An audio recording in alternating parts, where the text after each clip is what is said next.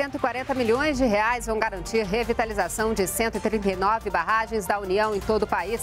E o governo federal inicia processo de vistoria in loco das barragens de usinas hidrelétricas. Até o fim do ano, 335 empreendimentos vão ser fiscalizados. Em São Paulo, o presidente Jair Bolsonaro segue em recuperação. Estado de saúde evolui e Bolsonaro já caminha pelos corredores do Albert Einstein. Projeto de lei anticrime. Ministro Sérgio Moro vai ao Congresso e apresenta proposta aos parlamentares. Os parlamentares estão abertos ao diálogo, estão abertos aos anseios da sociedade. Primeira reunião do ano do Comitê de Política Monetária mantém taxa de juros a 6,5%. E foi divulgado o resultado da primeira chamada do ProUni. O programa oferece mais de 200 mil bolsas de estudo. Essas e outras notícias você acompanha agora. E para participar, basta acessar o bate-papo ao vivo no YouTube ou usar a hashtag TVNBR nas redes sociais. O Repórter NBR começa agora.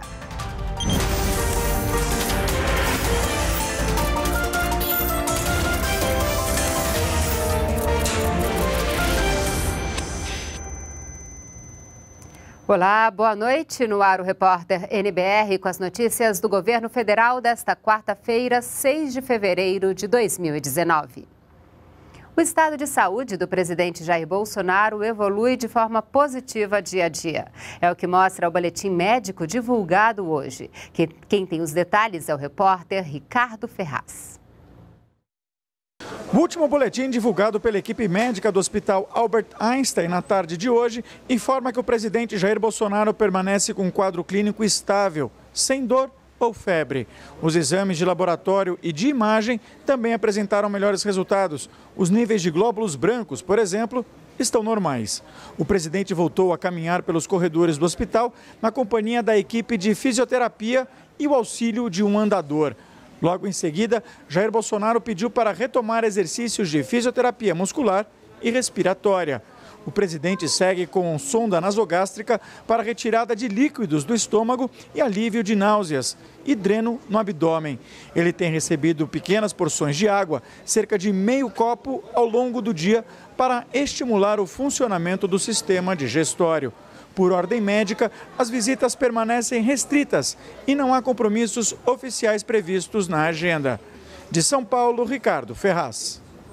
E pelas redes sociais, o presidente Jair Bolsonaro disse que está cada dia melhor. Ele contou aos internautas que hoje caminhou, fez atividades respiratórias e está em plena evolução. O presidente destacou que continua lá do hospital despachando e utilizando as redes sociais como divulgação de informações do governo. O Comitê de Política Monetária do Banco Central decidiu manter no patamar atual a taxa básica de juros. Mais informações ao vivo com a repórter Daniele Popov. Olá, Daniele, boa noite. Oi, Alessandra, boa noite para você, boa noite a todos. O Copom decidiu por unanimidade na reunião de hoje manter em 6,5% a taxa básica de juros, 6,5% ao ano. Isso significa dizer que os juros básicos da economia brasileira foram mantidos, então, no patamar atual. Em nota divulgada pelo Banco Central agora há pouco, os integrantes do comitê ressaltaram que os indicadores recentes do cenário da atividade econômica brasileira indicam a recuperação gradual da economia e que o cenário externo permanece desafiador. O Copom também explicou que a expectativa de inflação para os próximos 2 anos não vai ultrapassar os 4%. O comitê enfatizou por meio dessa nota que a continuidade do processo de reformas e reajustes na economia são necessários e essenciais para a manutenção da inflação baixa a médio e longo prazos e também para a recuperação sustentável da economia brasileira. O Copom ressaltou ainda que os próximos passos da economia, da política monetária, continuarão dependendo da evolução da atividade econômica, do balanço de riscos e das projeções e expectativas da inflação. Alessandra, eu volto com você.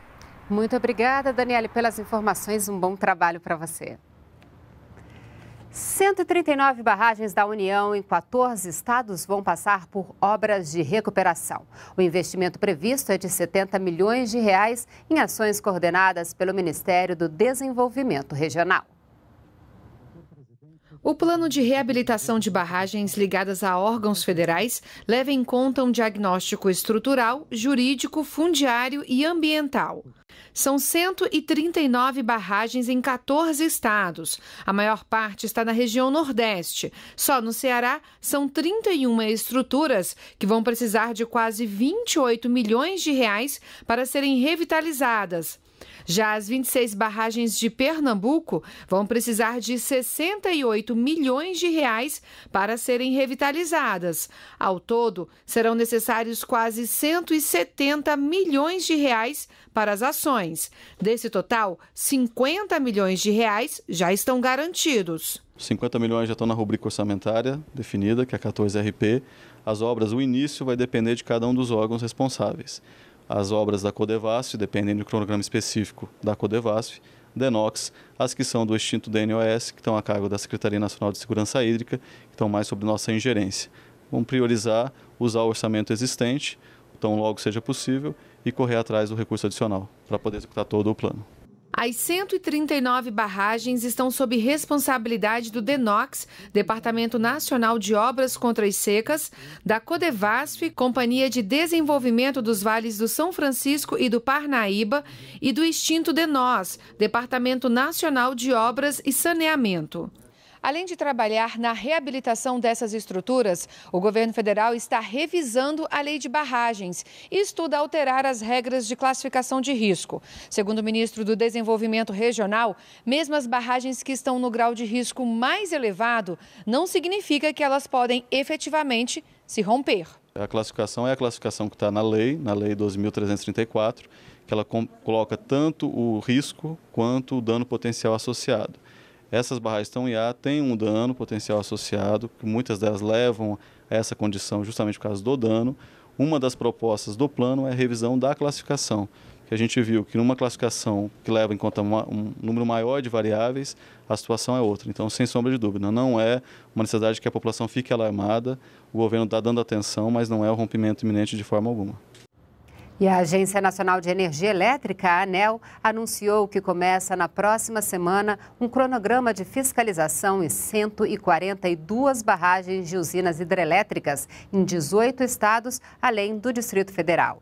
Essa é a primeira fase das inspeções que ocorrem até maio. Em seguida, a agência deve estender até o fim do ano a vistoria presencial a todas as barragens hidrelétricas classificadas com dano potencial alto. Ao todo, 335 empreendimentos serão vistoriados em 2019.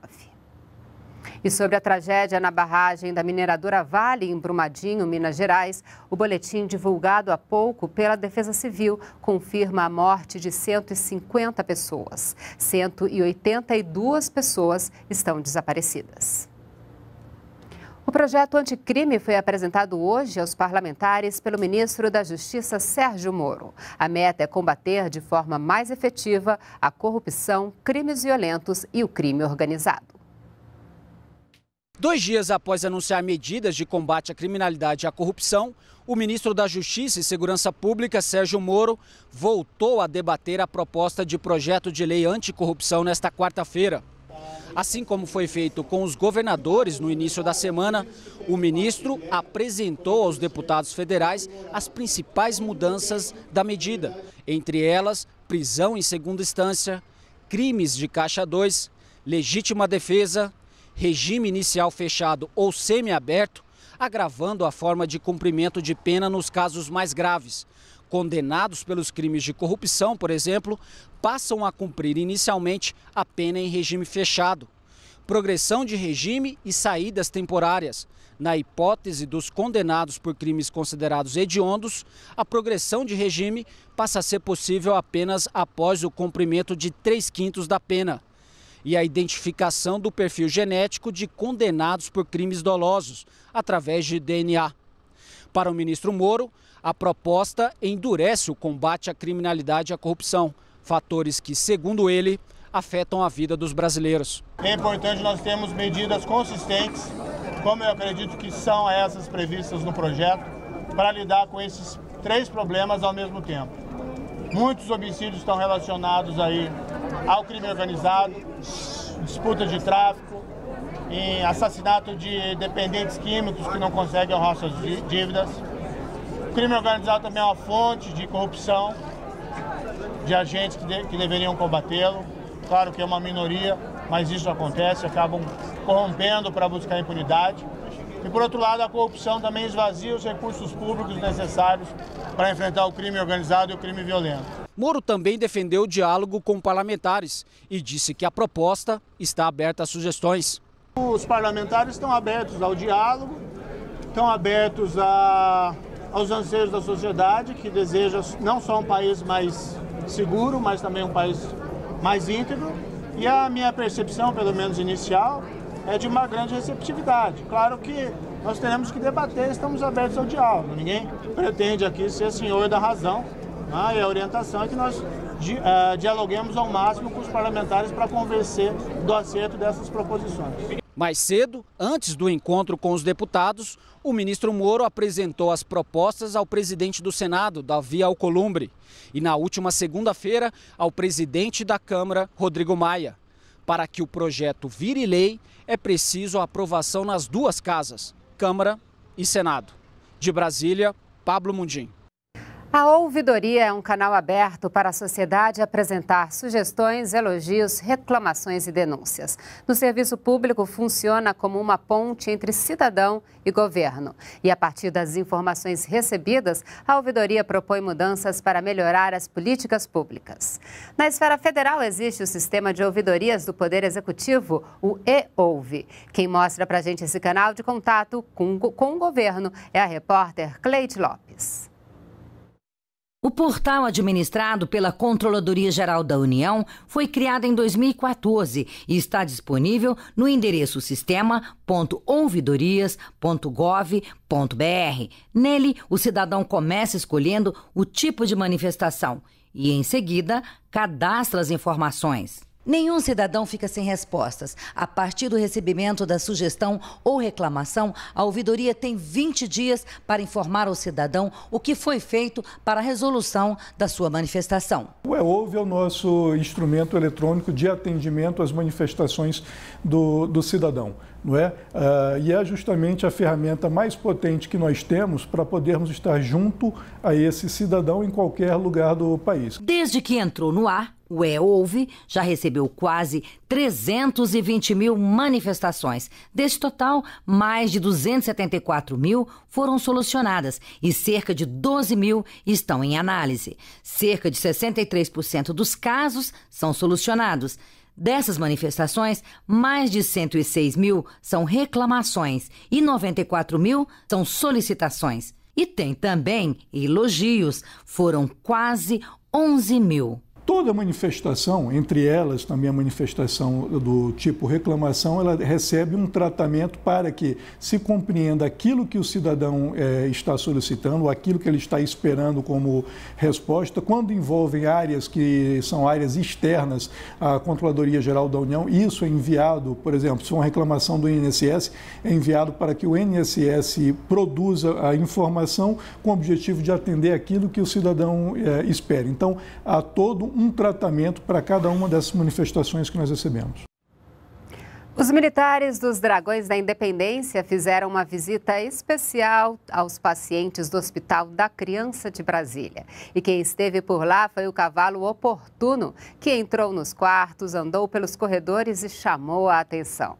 Oportuno ganhou o carinho dos pequenos pacientes, dos acompanhantes e da equipe médica. A atividade organizada pelos militares teve como objetivo entreter e motivar os meninos e meninas que estão em tratamento.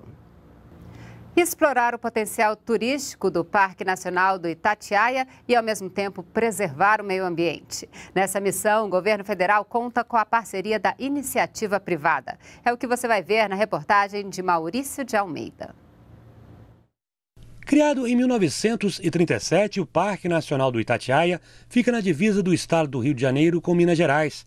Ele foi o primeiro parque nacional do país e atualmente recebe cerca de 125 mil visitantes por ano. Para melhorar a infraestrutura do local, o governo federal firmou uma parceria público-privada. O contrato de concessão foi assinado pelo ministro do Meio Ambiente, Ricardo Salles, com a empresa Hope, que já atua em outros 2 parques nacionais, o da Serra dos Órgãos e o do Pau-Brasil. Vamos trazer um pouco da expertise que a gente já tem aplicada no Parque Nacional da Serra dos Órgãos e que a gente começou já a levar para o Pau-Brasil. Pau-Brasil a gente já está agora iniciando obras, né, no parque.